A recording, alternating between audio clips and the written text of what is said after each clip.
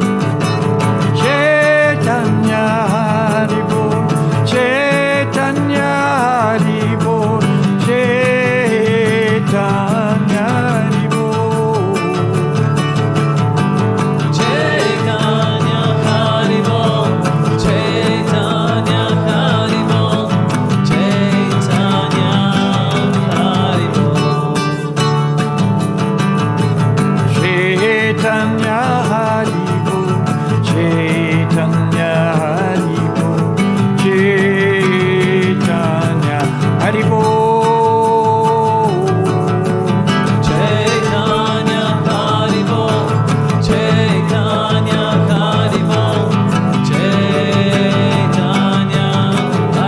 Chaitanya Haribo,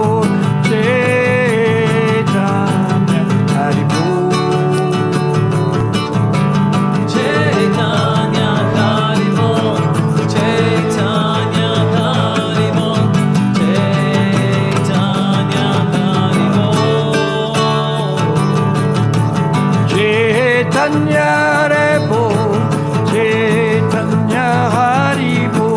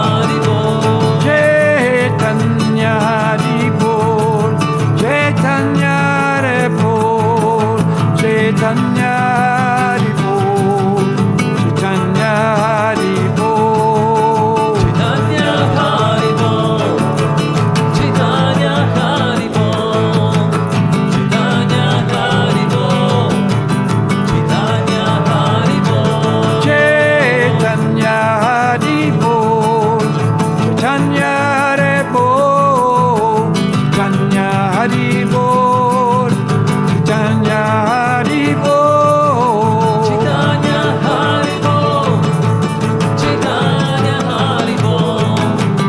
Chaitanya Haribo, Chaitanya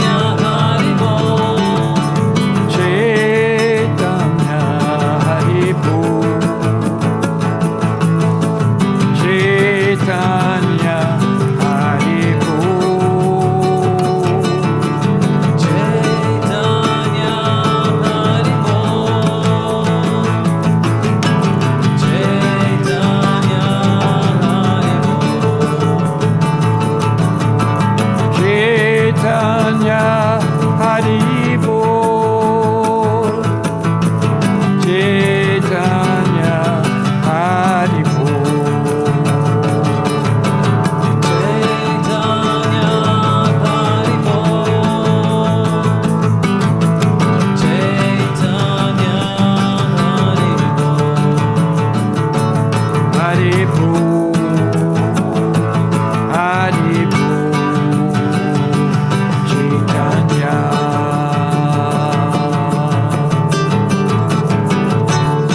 Haribol. Haribol. Chaitanya.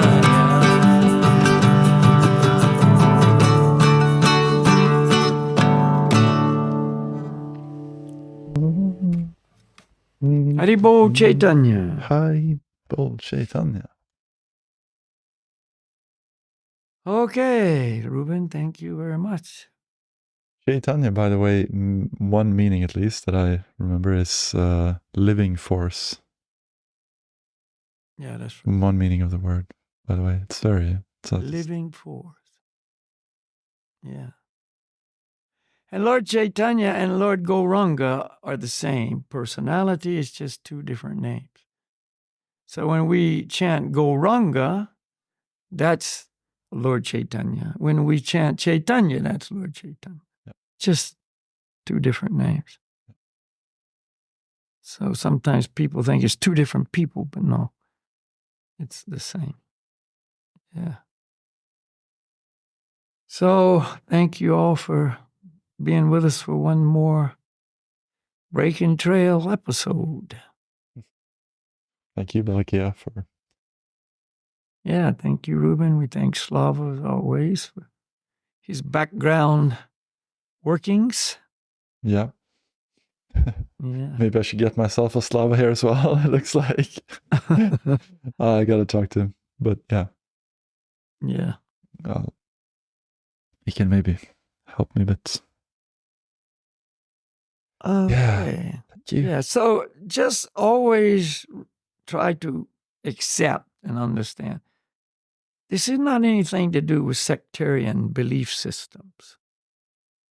This is a universal process for every living entity. And those of us in human bodies can actually chant the holy names, and all those living entities in lower forms of life, the animals, the plants, etc., they benefit when they come in contact with this sound. And that's another wonderful, opportunity that Lord Chaitanya has made available to those who can't chant. Mm-hmm. They're not in a human body. They can't chant, but they can hear. They can receive that transcendental sound. Exactly. So it's just, love for all on display. I mean, Lord Chaitanya said, I want everyone to taste love for God. And that's what he did, brought us the holy names. Mm. Okay, so yeah, we'll see you next time. Will do. All right. Thank you, Balakia. Namaste, Haribol. Haribol to Haribol. everybody up there in the far north. Haribol. Uh-huh. Okay. Hare Krishna.